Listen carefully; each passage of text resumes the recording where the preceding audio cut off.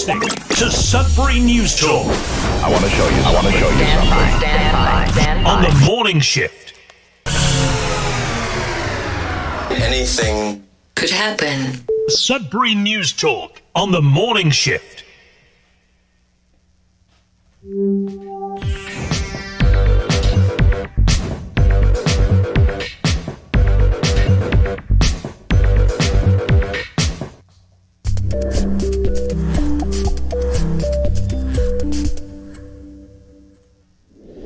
Hey everyone, good morning. Welcome to Sudbury News Talk on the morning shift. I'm AJ Walsh. Glad to be here with you, and I'm thankful that you're here with us. We're live on CKLU 96.7 FM, cklu.ca, and just click on the Radio Player Canada app. You can download that Radio Player Canada app and take us with you and listen to us anywhere, anytime on your favorite device. Make sure to head over to cklu.ca.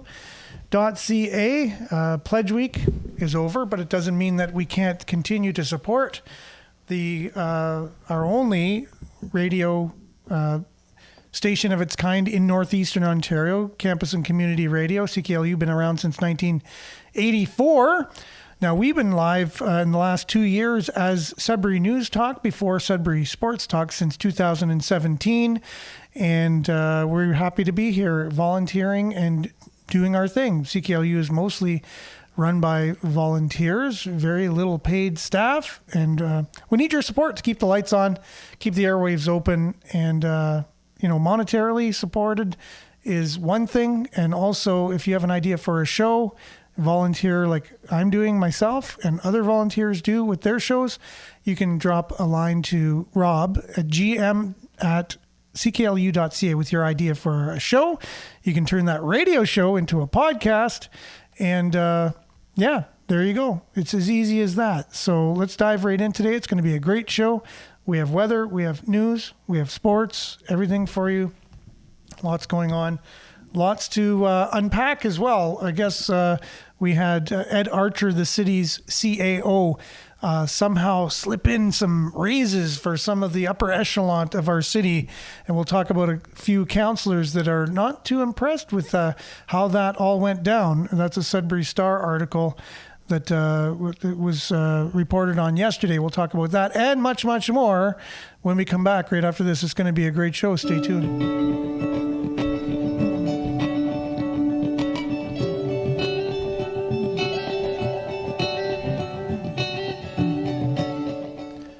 And as usual, Sudbury weather brought to you by sudburyweather.ca. Currently it is 3 degrees and it's cloudy. And today we can expect increasing cloudiness, showers beginning near noon, amount of 5 to 10 millimeters.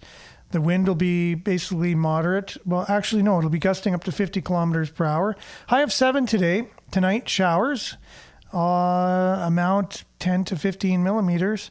And the wind will be the same, gusting up to about 50 kilometers. After midnight, too, low of +2 tonight, so it's getting a little more mild. Wednesday, cloudy, 40% chance of rain showers. In the morning, 40% chance of flurries. In the afternoon, here's our mixed bag in spring, as we usually get here. And wind will be the same. The wind will be gusting up to 50 kilometers per hour. And the temperature will be falling to -2 tomorrow afternoon. So Wednesday again, mixed bag. Tomorrow, chance of rain or flurries, 40%.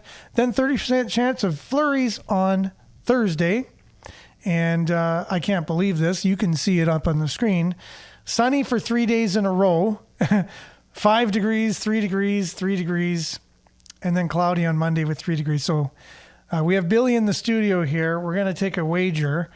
I don't think it's going to be purely sunny for 3 days in a row. Billy, what do you think here?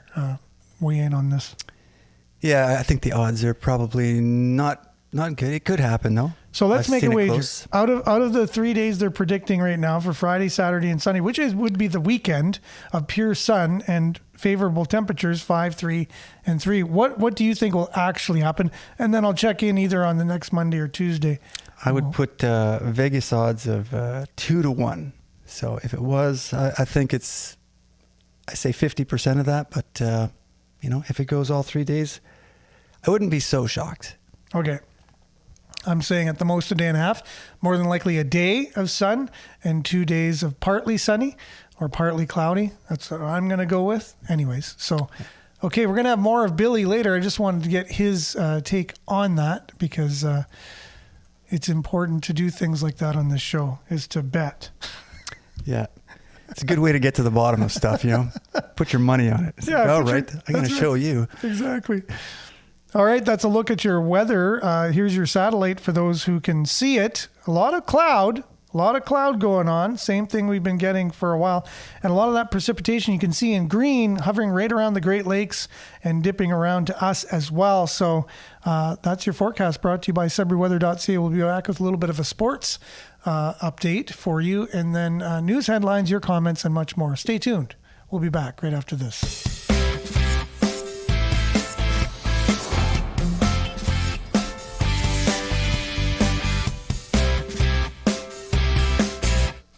Okay, Billy. So, do you or do you not follow sports? I mean, I have been. You have to in a way, right? Because you are the sound guy. Surrounds me at the Wolves and the 5 games live here at the arena. So you're there all the time. But one thing you're not there seeing or don't see a lot of is a sport called curling. Right? I like it. So Sudbury's Tracy Fleury wins gold at the World Curling Playdowns. This is old news for some people because it came out a couple days ago. Sorry, gold at the what? Playdowns? Yeah, the World Curling Playdowns. Oh, world. So that's a world It's gold. a world gold medal. Wow. Riding one of the strongest seasons, this is coming from Sudbury.com, riding one of the strongest seasons in recent curling history, Canada skip Rachel Homan had every reason to be confident entering the final at the World Women's Curling Championship. On Sunday night, she again showed no fear, and it paid off with her first world title since 2017.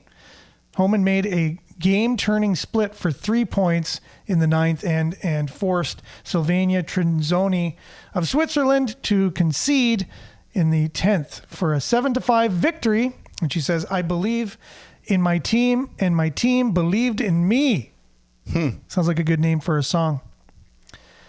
And they believe in me. Wow. You got a nice morning voice there. Yeah, I guess it was a shot in the dark. Anyways, I'm glad at least I wasn't off key that time. Homan and her top ranked side of third, Tracy Fleury, a resident of Sudbury who works at Laurentian University's finance department.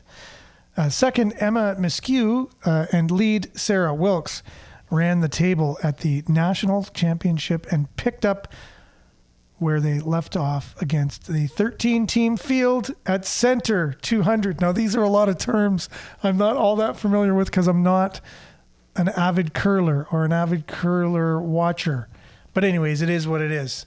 Congratulations. It's very different when you listen to curling and when you watch it. When you listen to it, you think it must be like, if you didn't know, you'd think it's just full-on chaos. It's just like... And then if you just watch it with the sound down, it's just like so slow and like slow motion. It's like, how do these two things match up? Looks pretty tame, yeah.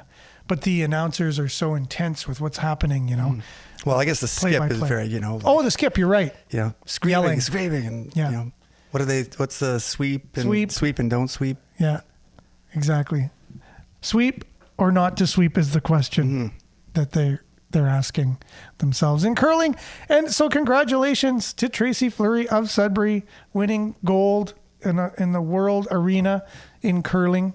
Now we're hoping the best for our Sudbury Wolves on the big stage. Now that they're entering the playoffs, they're going to be facing the Mississauga Ice Dogs this Thursday and Saturday. Then they're back in town on Monday and Wednesday for the first playoff games in town, which you will be at, Billy. Predictions for that series at all? Well, you know, they always have a lot of surprises, those Wolves. So they can be incredible underdogs sometimes, and I guess that's what we're hoping for. Now, it's never, you know, in the OHL, it's never really the same team that goes on year after year. So it's not like you're going to be talking like about the Maple Leafs kind of thing where,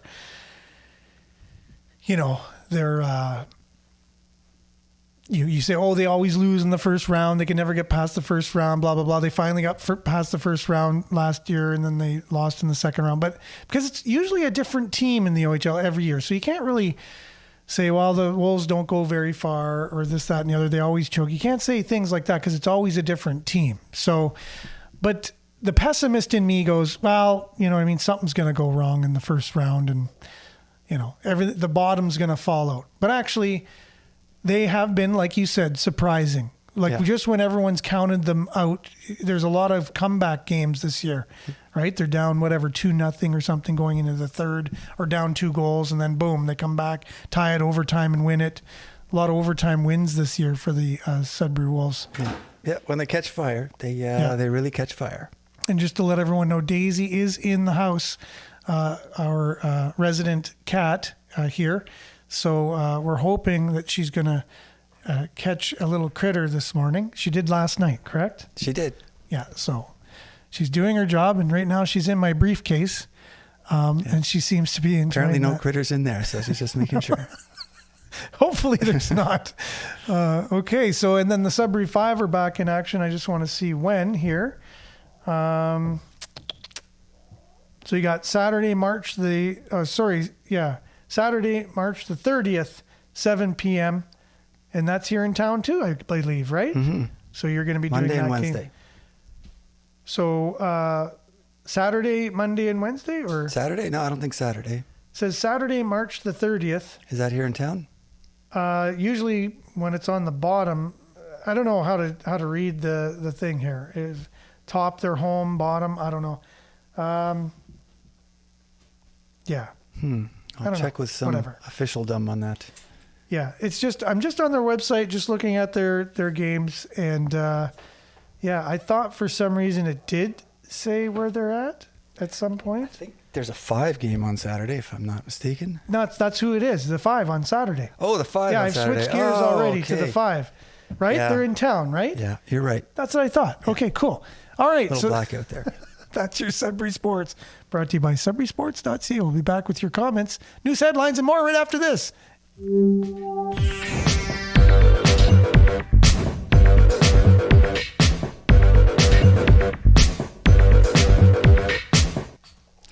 All righty then. Okay, we got all of our facts straight. We're here. We're back. We're with you. This is your show. It's where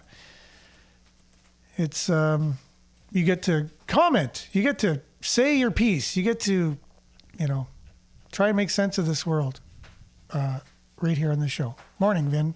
Hope you're having a good Tuesday. Denise as well. Blessings from Espanola to everybody. Liette, good morning from Collingwood. Good morning, Liette. Judy, good morning.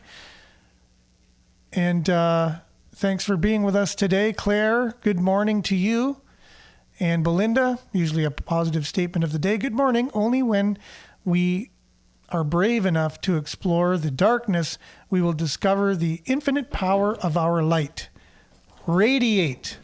Should have an exclamation point here as Daisy's making her way ambitiously through the studio. Sheila, good morning from Quebec. Got 3 Canadian flag emojis there.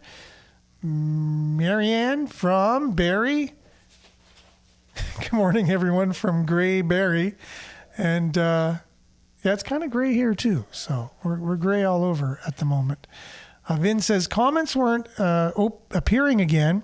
If you go to your Facebook page and click the comment rather than the video, comments of the video open. So that's interesting, right?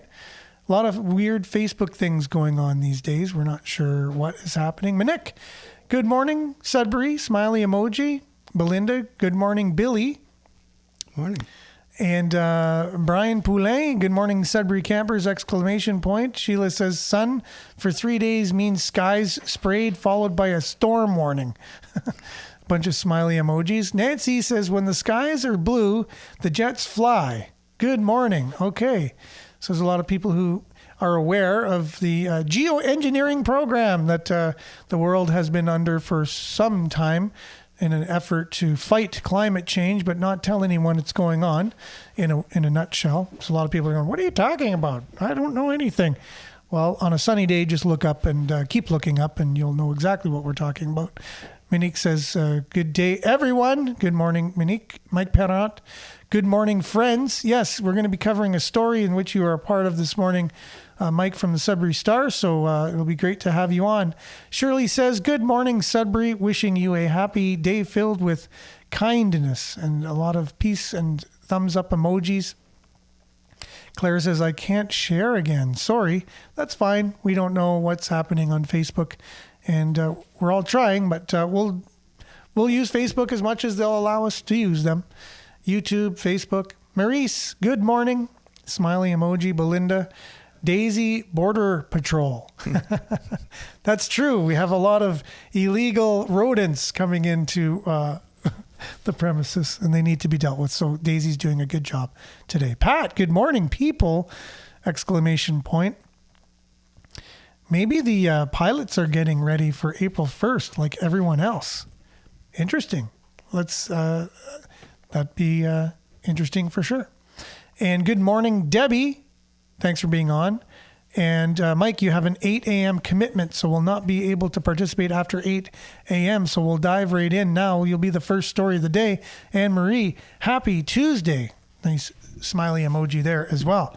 So let's see here. We got Sudbury Star covering this story yesterday, something that we would have honed in on and targeted right away because it's something we want to be able to shed light on, and that's fiscal responsibility of our city to its citizens. And as you know, I'm all for transparency, and being a transparent city, we want to be all these other slogans and whatever, but I think transparency is very key. So I'll get this up on the screen.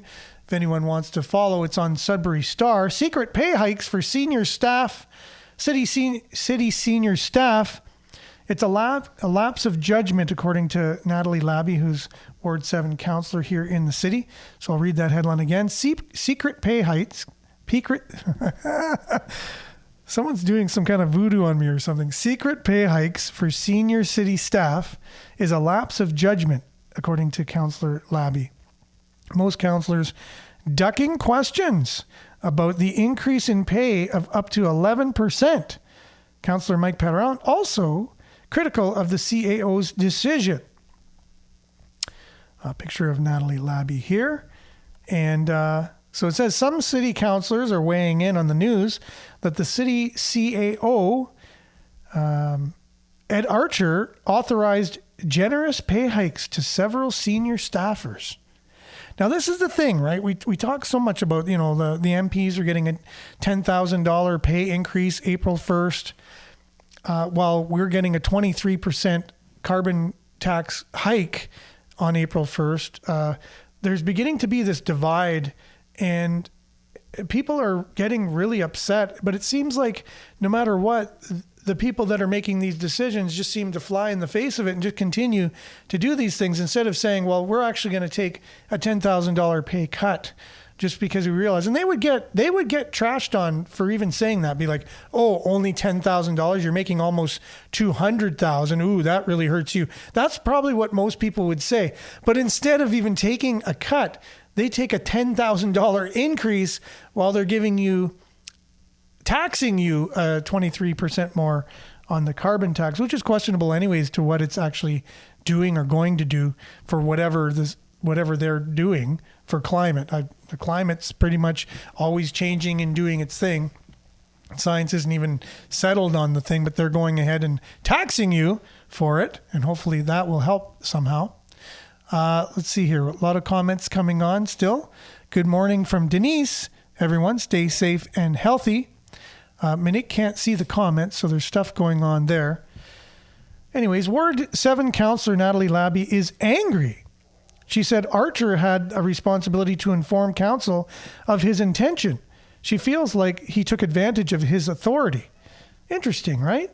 And I'm glad that you're actually standing up here, Natalie, to that. Because, yes, Daisy, come on over. You want to get on the show. Are you going to get a raise? Is Daisy getting a raise? Oh, she's raising herself, yeah. Oh, okay, cool. She's really enjoying she is. the studio here. Hopefully she doesn't knock Billy's camera over. Okay. She's getting very It's a cuddly. table with stuff on it that she's gonna. We thought we were taking a chance by letting her in the studio, but we are, and it is what it is. So we're going to go with the punches here. So, alrighty then. Just want to get our comments up on the screen as we get through this story about the Ed Archer giving a raise to a lot of the higher ups in the city here, and it came as a surprise to City Council, and wasn't very transparent. Speaking of transparency, with that. So Natalie Labby, I believe, says, I am certainly not comfortable with this increase for any staff members. I feel this is an unconscionable example of what it looks like to give an inch and take a mile. I feel the CAO had the onus to absolute responsibility to make council aware of his decision to grant such disproportionate increase back in November when he made the decision, and certainly before the budget discussion, she said. I am beyond dizzy trying to comprehend. I like that statement, actually. I'm beyond dizzy. Trying to comprehend how the CAO could believe this decision was made in alignment with the goals and direction of council. Well, now you're starting to see, Natalie, the city staffers don't really feel they're accountable to council because you come and go, they stay. They're the ones who are really in charge. If you get them, off record and you get them out with their friends, that's what you'll hear them tell you or tell them. All right? So when we have certainly made it very clear, our focus is on maintaining levels of service and not increasing the tax levy unnecessarily. In fact, council passed a resolution stating just that prior to this increase and prior to approving the delegation authority to the CAO, but it was ignored. Hey, Daisy, how's it going? Some city managers, some of whom were already making more than $200,000 a year. So I'm going to say that again.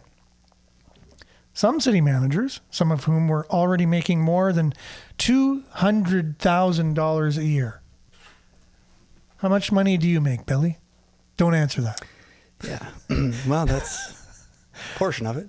Yeah, I make a portion of that too. A small portion, I might add, of that. But they make over $200,000 a year. So they obviously, according to Ed Archer, needed to get a raise because the carbon tax is coming out, right? So they're only making $200,000 a year. So obviously they're going to need a raise at this point. They received secret pay increases of 9 to 11% in 2023, according to a Sudbury website. Sudbury.com reported over the weekend, some managers received pay hikes of 8%, while others received 6%. That's in addition to their regular cost of living increase of 3%. That's a lot of percents there, Billy. I guess. When was their last pay hike? Has it been some time? I don't know, but that's a good question. You're being the devil's advocate as usual, which is great. So it's like if they haven't gotten a raise in 20 years, maybe, hey, $200,000 just is not cutting it these days, guys. Does seem a bit tone deaf to do it at this time. And I guess the worst part is, if it is without the transparency or attempted to be without transparency, obviously, thanks to Sudbury.com and Sudbury Star. Yep. Sudbury Star actually had a thing in their article that they sent some questions, but it's weird. I just refreshed the page and I'm not seeing the questions that they sent to all the staffers apparently. Oh, really? It was like 4 or 5 questions. Oh, here they are here, I think. 5 questions. Sudbury Star sent all 13 members of council 5 questions on Monday morning, seeking feedback on the announcement. So the first one is, are you comfortable with pay hikes of 9 to 11%? It's a good question. Do you think they are warranted? Why or why not? That's one question. It's 3 questions in one. But hey, it's number one. Mm-hmm. So are you comfortable with pay hikes of 9 to 11%? Do you think they are warranted? Why or why not? So that's one question. Second question, are any pay raises warranted considering the state of the city's finances? So this is the Sudbury Star asking the city these questions. Are you comfortable leaving such increases at the discretion of the CAO? Question mark. If not, will you move to amend the bylaw giving him such powers? And again, you have to remember the mayoral powers that just came out, right? Which our mayor said he's not going to take at first. He said, I'm not taking these powers. And I predicted on the show, I said, you bet your bottom dollar he's going to be taking these powers at some point. He's not just going to leave that on the table. And then later he said, you know what? I'm going to take these powers. But you know what? One thing, I'm not going to use them. So then I predicted on this show again, he says that, but he is going to use them, right? So he wouldn't be the first politician to say one thing and then do another. And he's coming from a party that has a long history and a recent history of increasing that type of thing, saying one thing and doing another, right? So it's pretty much in consort with that. So here you go. So we give powers to the CAO to just give people raises, to just, don't get approval from council.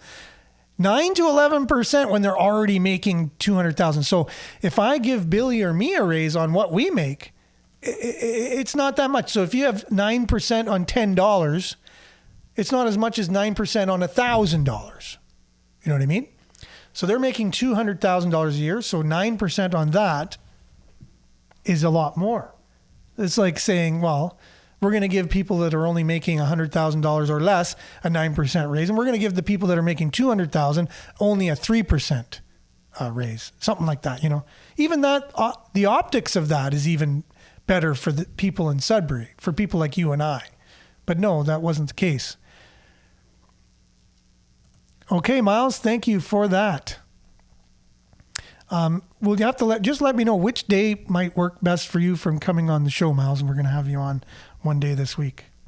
So another question was, the next one was, going forward, will you move to restrict the powers of the CAO in any way? And if so, how?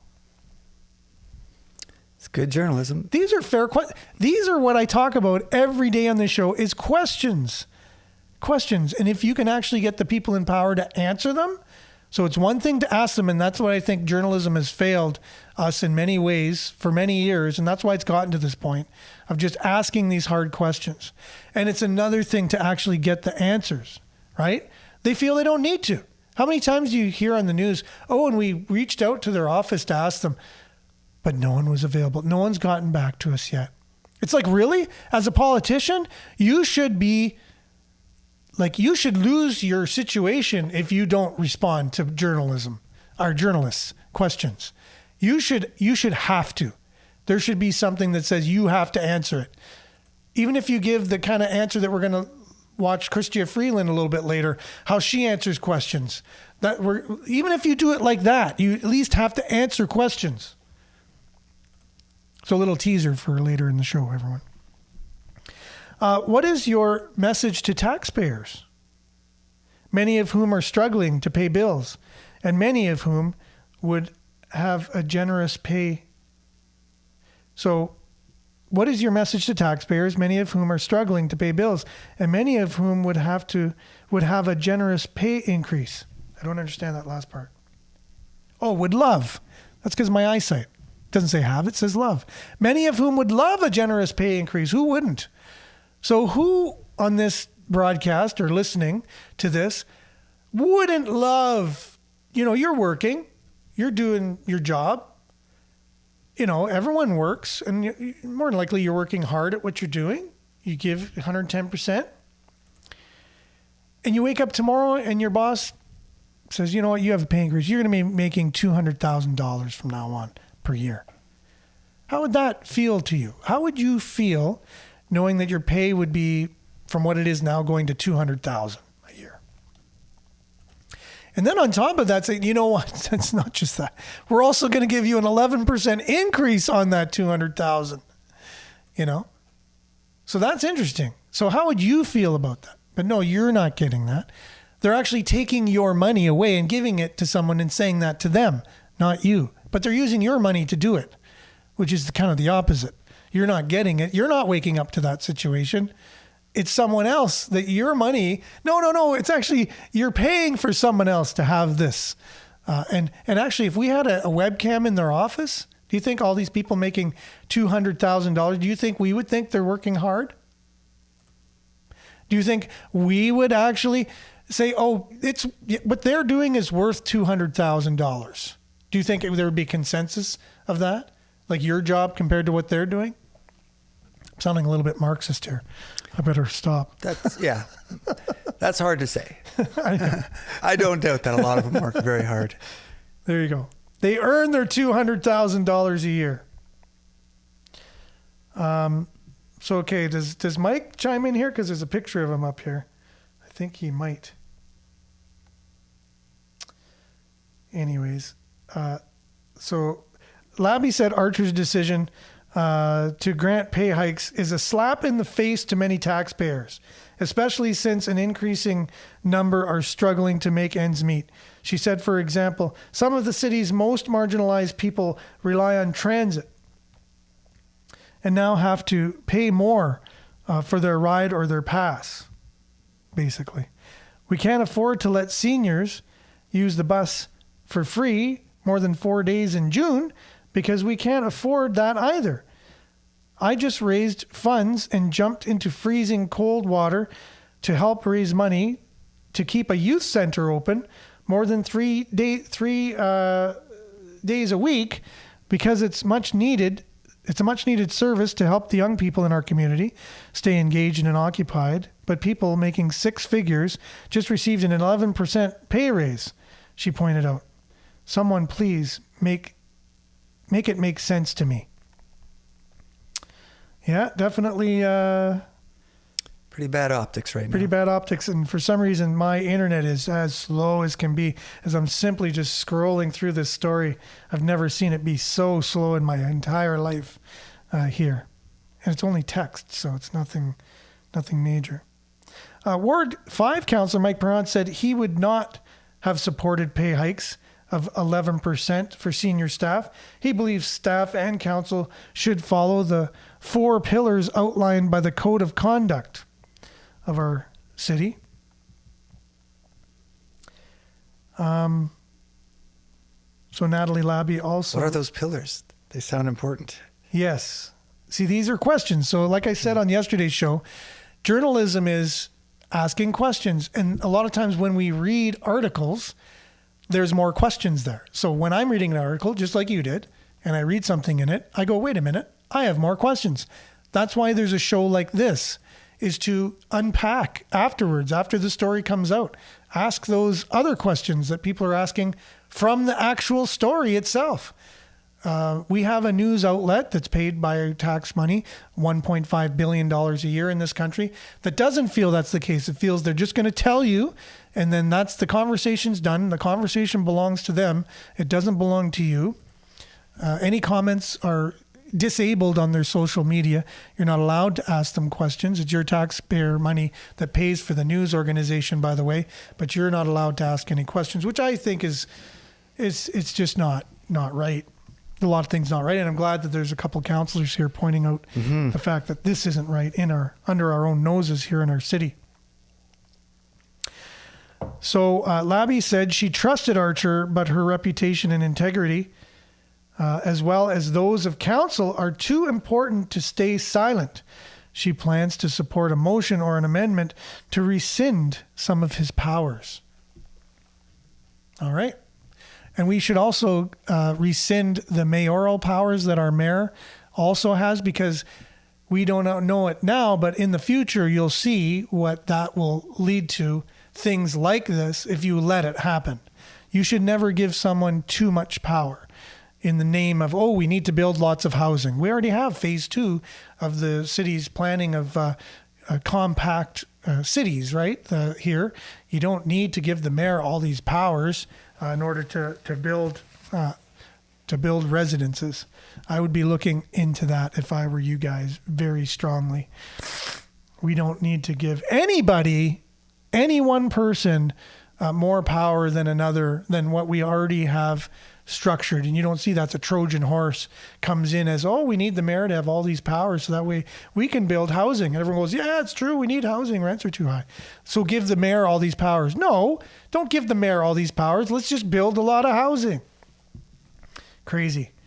We don't need to go along with it. Anyways, so like Labby, Perrant said he believes council and staff are bound by the 4 pillars, like we said, which is, and we have it here, code of conduct, bound by the code of conduct, accountability, integrity, respect, and transparency.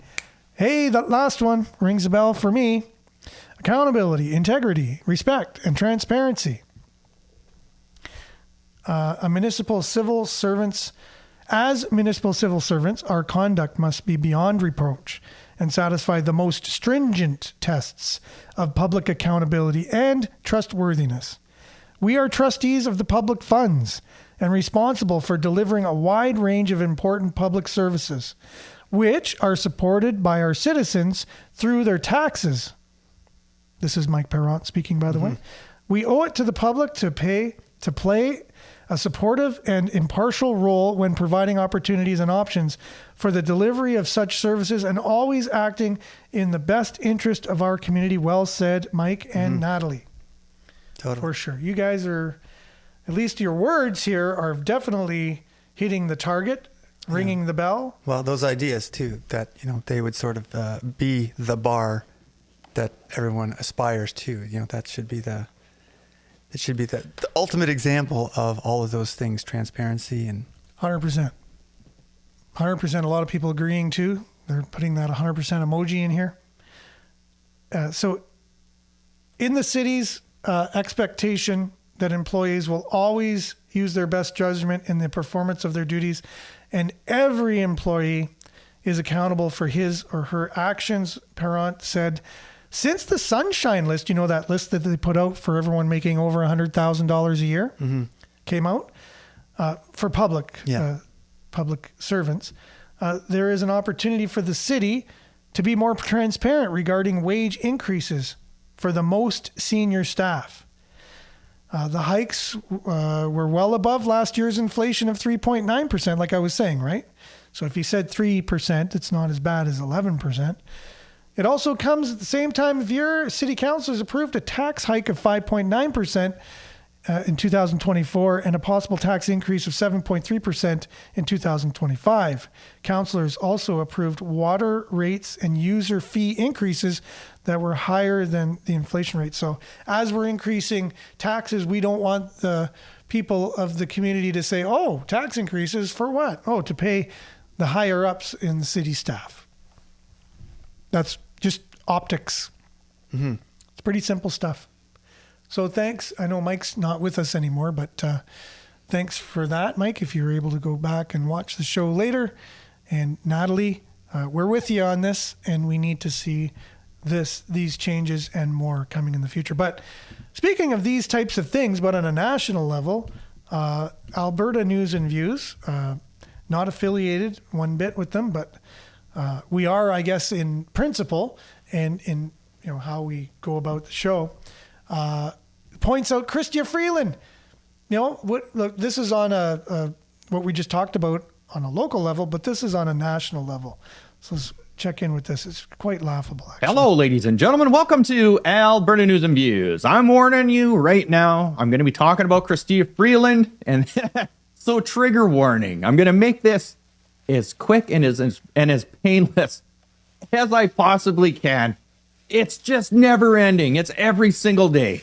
Blacklocks reporter, Monday, March 25th, 2024. Here we go. Passed bills they hadn't read. Finance Minister Chrystia Freeland provoked outrage Friday after asking senators to pass a budget they hadn't even read.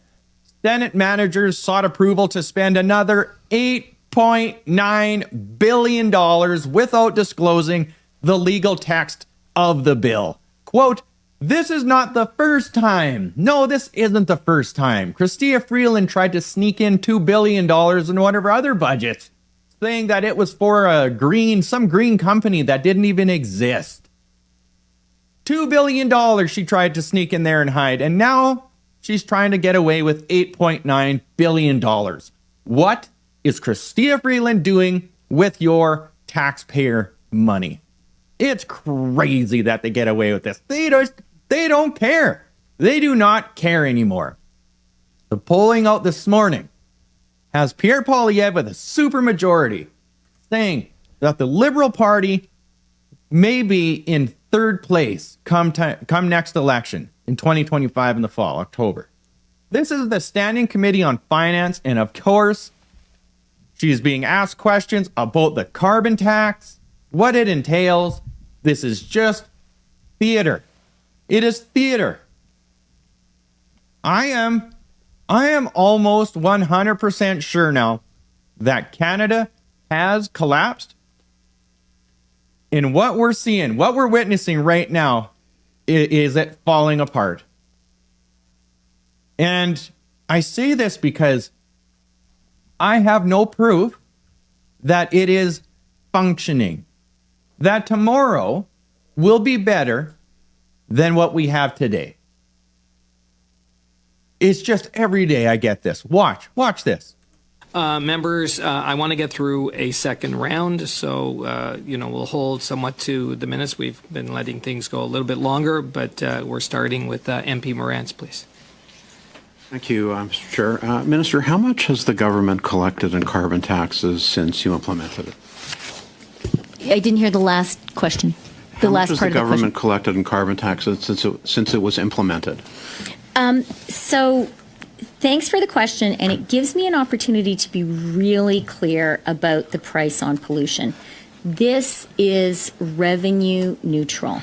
All the money that is collected, it was a pretty specific all question. The money that is just collected the number, how much goes back directly to Canadians. I only have limited time, Minister. That is the key point. How much has your government collected in carbon taxes? Also an opportunity for me to point out that Manitoba families will be getting $1,200 this year. I definitely wanted to have a laugh track going along with this because to me, it reminds me of a Saturday Night Live skit, really. Anyways, just look at it in that light. Interesting answers to these questions. Anyways, just tell us how much money you've collected. That's a pretty simple question to answer. It's this amount. But she can't. Watch how long she goes on without answering this question. Again, Minister, if I could just have the number, how much have you collected in carbon taxes? The key point, which Conservatives consistently are trying to keep from Canadians, is that the price on pollution is completely Again, revenue neutral. Minister, it's a the very money straightforward does question. not go Canadians in. want the answer the money to. does not go into general revenues. It is returned to Canadians. What is the dollar value of all carbon taxes collected since the tax was implemented? The key point is that is money in the pockets of Canadians. For Manitoba families this year, it's going to be $1,200. That is making a real difference. Just the number, Minister. How much has the government actually collected in carbon taxes? As I said, the key point is it's all money that goes back to Canadians. It goes back to your constituents, my constituents, Daniel's constituents. With the greatest of respect, it's Mr. not revenue Halland's neutral. In fact, the it estimate, is revenue neutral. No, the Minister, the estimates say that you refuse to answer with giving accurate information, Minister. The government's own financial documents, your main estimates show that you've collected $20.7 billion in carbon taxes and has only paid out $18.6 billion since the carbon tax took effect. Oh, your government has collected over $2 billion out of the pockets of Canadians since the tax was implemented that you have not paid back. That's from your own main estimate. So will you correct the record and Mr. admit Morantz, the truth? No, it is 100% revenue neutral, and I'm Are you glad saying the main estimates are wrong? I am saying that is money that is being held for small businesses, and small businesses will have good news soon because that money is going to be returned to them, as we have committed to from day one. Okay. You mentioned that Premier... That's just true. And I do want to thank Winnipeg's own Dan Kelly for the work that he's been doing with us on that. Dan Kelly completely disagrees with you. But aside from that, you mentioned what a great job Premier Canoe is doing. Premier Canoe, when he got elected, and he's an NDP premier. We disagree on many, many things. But he recognized that Manitobans are suffering with the high cost of living. The very first thing that he did when he got into office? He Got cut rid the of the fuel provincial tax. gas tax by 14 cents. And he said it's because Manitobans are having trouble affording just to live. Why are you increasing the carbon tax at the very time Canadians are experiencing an affordability crisis, unlike what Premier Canoe has done? So there's a lot we disagree on, but I'm glad we can agree that Premier Canoe is off to an excellent start as So the will leader you follow his of example Manitoba. then and pause the increase in the carbon tax? One of the things I admire about his leadership is his commitment to a climate plan for Manitoba, because he knows that that is an essential foundation of But why won't attracting you follow investment his example and good and jobs actually in Manitoba? take the jackboots off the necks of Canadians? Oh, no, you didn't go I there. must say that language is entirely inappropriate when we're talking about a democracy. Well- I began by talking about Prime Minister Mulroney and the exceptional courage he showed in recognizing Ukrainian independence. There are people in the world right now who do have real dictatorships oppressing them, like the people of Ukraine. That's and to us use in that Canada. language, talking about a government policy you disagree with, is entirely inappropriate and cheapens our discourse and our democracy. I'll just leave it there. Because first of all, they constantly say that this is neutral. It's financially neutral, the carbon tax, right? Meaning they give out just as much as they take in. So I have one question to that. Why are you taxing people then? If you're giving out just as much as comes in. So that's a question, right? Why do they have a carbon tax then? It's supposed to be used because they're talking about climate change and it's all for this climate action. That's why they need to tax you. But then they're also saying all the money they're taking in is all being given out to people, even though their own numbers show they have a surplus of $2 billion they made off the carbon. $2 billion. That's, I don't know. What if you had $2 billion? Billy, is that a lot of money or? Well, I think she's talking about redistributing it, right? To these green businesses. But I guess part of the equation is, what's it going to? We're talking about a business that are they actually producing something, or is it an idea that it just kind of dissolves over time? And that $2 billion number going to some green kind of businessy thing sounds like what she was trying to do last time with the budget, is give $2 billion to a green company that didn't even exist. I remember that too. It was some company that actually wasn't functioning, and she just wanted to give it because the idea of going green, and we need to be ahead of the world in all of our green technology. That's why you need this $2 billion. So it doesn't matter if the company doesn't exist yet. We need to have a company like it. So let's have $2 billion for it. And that's assuming there's no cost to the bureaucracy of collecting it, exactly, managing it, and then redistributing it, which I'm sure eats up a big chunk of it. So there's lots to talk about in that, right? Like I had a video last night of Justin Trudeau when he was younger, before, the person introduced him as just Justin, and he was speaking to, I guess, students of somewhere. And he says, I got a confession to make. He goes, I have a disorder, and it's whatever you call when you can't do simple math. And it was, we'll have it on the show in the future. But I can definitely see that. He does have a disorder where he can't do simple math, because he must have given it to his finance minister too. She has it now as well. Anyways, that's all the time we have for the show today, Billy. Oh, well. That's how fast the Nice to show see goes. Yep. It's just like, boom. You start it, it's done. I remember when we first started the show and Billy was instrumental in getting the show off the ground, and we're thinking, how are we going to fill an hour? That's a long time. An hour. Anyways, goes by so fast. Thanks everyone for being with us today. Tuesday is, for this show anyways, is come and gone. We hope that we'll be back same time, same place tomorrow on the same station and the same platforms as we were today, and hope everyone has a wonderful Tuesday. And we'll see Billy again next Tuesday, correct? I think so. All right. That's where we got that in our schedules. And like I said, stay tuned now for Earshot Daily on CKLU 96.7 FM, and we'll see you tomorrow. Ciao. Bye.